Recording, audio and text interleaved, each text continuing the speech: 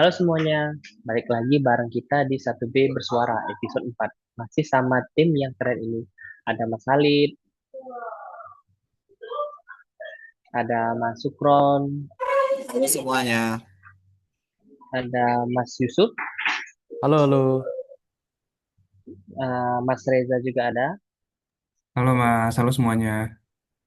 dan saya sendiri Rizcha. Nggak kerasa nih, udah masuk hari keempat aja dalam rangkaian kegiatan yang super padat, penuh insight dan pastinya banyak banget pembelajaran berharga. Nah, kali ini kita mau santai sejenak, mundur sedikit ke belakang dan mikir selama 4 hari ini apa aja sih yang udah kita pelajarin. Kalau dari topiknya udah banyak ya, kayak wawasan kebangsaan, kesiapan siagaan bela negara, analisa isu kontemporer, algoritma kebangsaan, teknik analis isu, nggak cuma nambah pengetahuan, tapi bikin kita lebih kritis dan siap jadi abdi negara yang tahan banting sama tantangan zaman. Langsung aja kita mulai dari wawasan kebangsaan bareng Mas Khalid nih. Silakan Mas.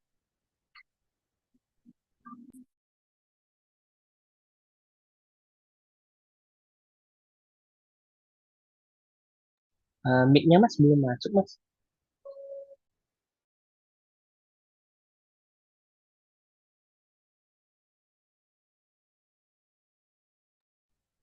Mas, mic-nya Mas Khalid Aduh, belum aduh, hidup tuh. aduh, sorry mas, Ah ya, mas. ya lanjut Aduh, maaf, mas. lanjut aja. Wah, terima kasih atas kesempatan yang diberikan, mas. Kalau kita bicara soal wawasan kebangsaan, sederhananya ini adalah cara pandang yang berlandaskan kesadaran kita sebagai warga negara tentang siapa kita dan bagaimana kita memposisikan diri dalam kehidupan berbangsa dan bernegara. Prof. Muladi, Gubernur Lemhanas RI, pernah menjelaskan bahwa wawasan kebangsaan itu adalah cara pandang bangsa Indonesia terhadap wilayah, diri dan lingkungannya dengan menempatkan kesatuan dan persatuan sebagai hal yang utama dalam menjalani kehidupan bermasyarakat, berbangsa dan bernegara.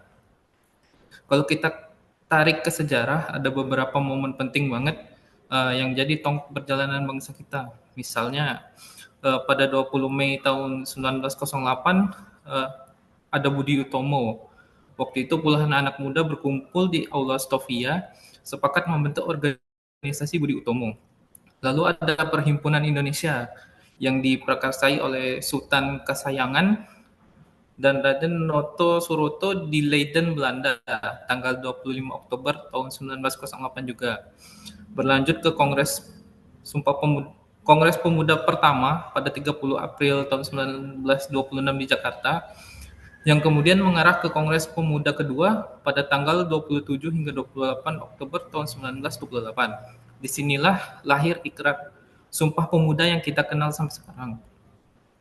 Lalu masuk ke masa menjelang kemerdekaan pada 1 Maret tahun 1945, dibentuklah BPUPKI yang kemudian dilanjutkan dengan pembentukan PPKI atau Panitia Persiapan Kemerdekaan Indonesia pada 7 Agustus 1945. Nah, dari perjalanan panjang itu, kita punya yang namanya 4 konsensus dasar Pancasila yang maksud saya ada 4 konsensus dasar. Yang pertama adalah Pancasila, kemudian Bhinneka Tunggal Ika, ketiga adalah UUD 1945, dan yang terakhir adalah NKRI. Nah, ini adalah fondasi yang menyatukan kita. Selain itu, kita juga punya simbol-simbol kebangsaan, bendera kita, sang merah putih yang berkibar sebagai tanda kedaulatan, bahasa Indonesia, bahasa persatuan yang diikrarkan pada Sumpah Pemuda 28 Oktober 1928 lalu.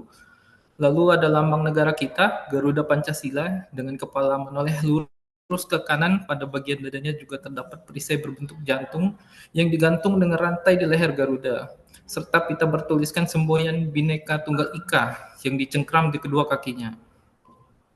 Dan tentu saja lagu Kebangsaan Indonesia Raya, karya Wage Rudolf Supratman atau lebih dikenal W.R. Supratman, yang selalu bikin merinding setiap dinyanyikan dengan penuh semangat.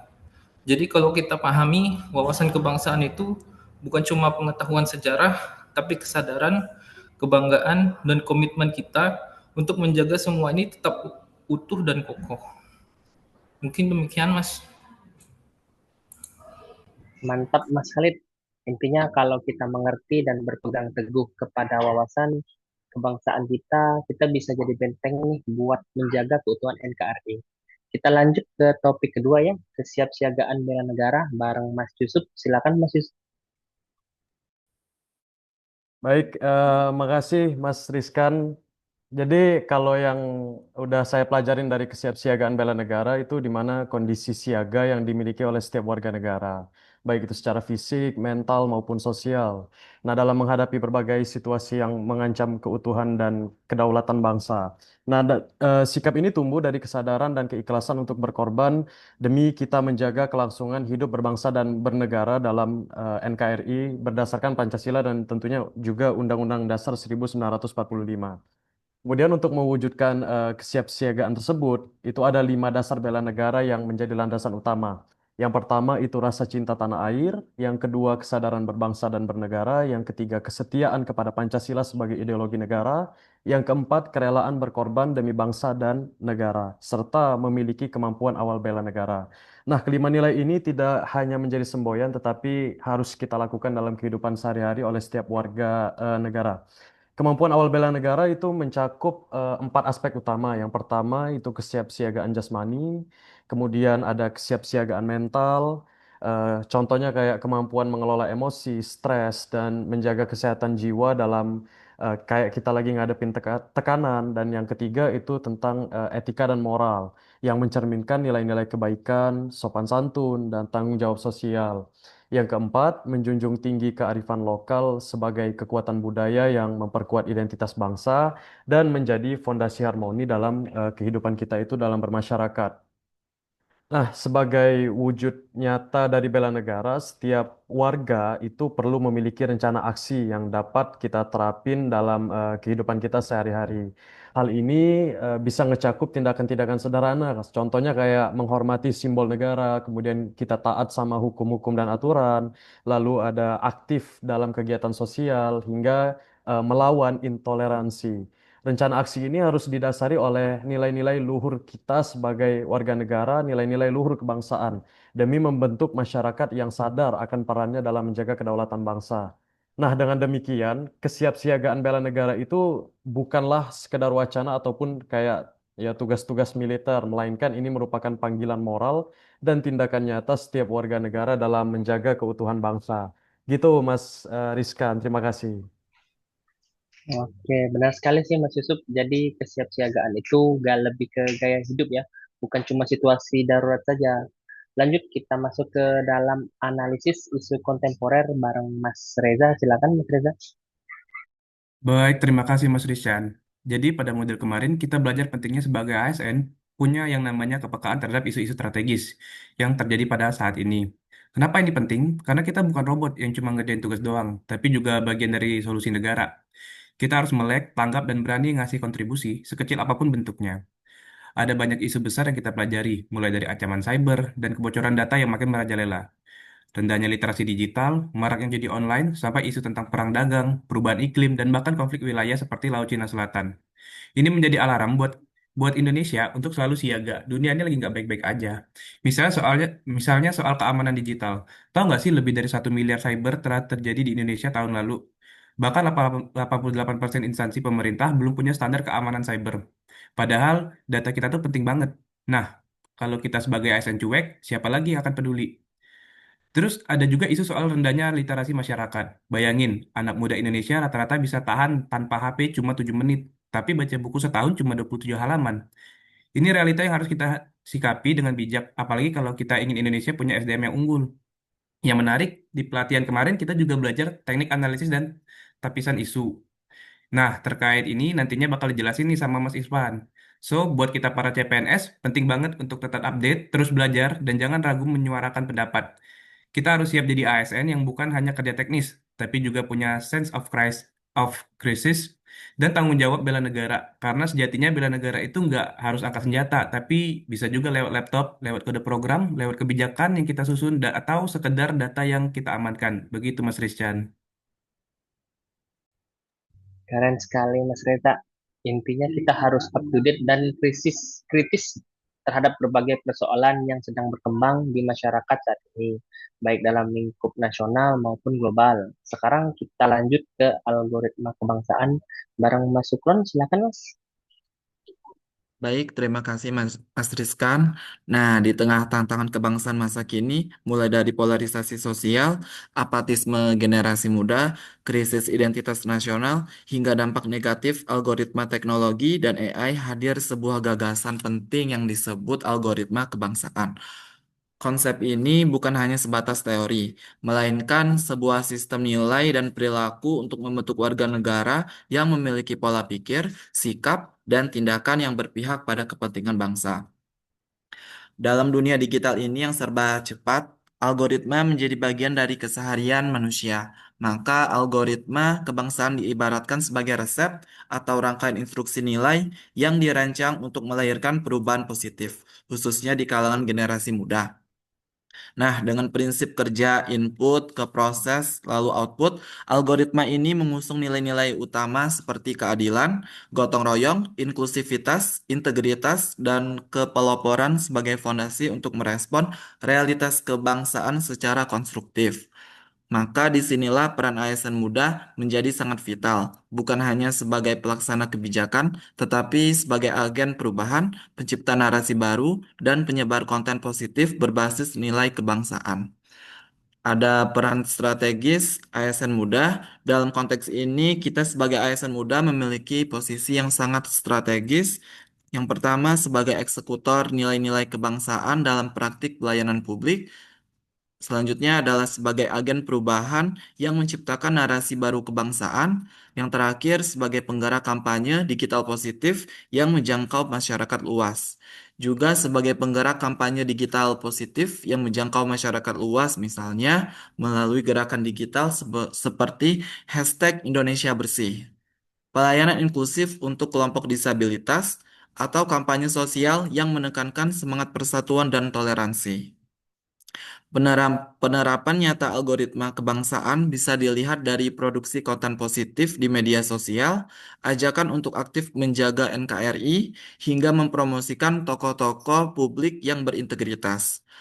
Konten seperti ini tidak hanya menjadi media edukasi saja, tetapi bisa menjadi vaksin digital terhadap pengaruh destruktif dari algoritma sosial media yang cenderung memecah belah. Dengan semangat ing ngarso sung tulodo ing madio mangun karso tutwuri handayani, setiap peserta diajak untuk mulai perubahan dari diri sendiri melalui proses memahami, merasakan, dan mengamalkan nilai-nilai kebangsaan dalam kehidupan nyata. Berikut adalah kutipan yang diambil dari John F. Kennedy. Jangan tanyakan apa yang negara berikan padamu, tapi tanyakan apa algoritma nilai. Salah, maaf.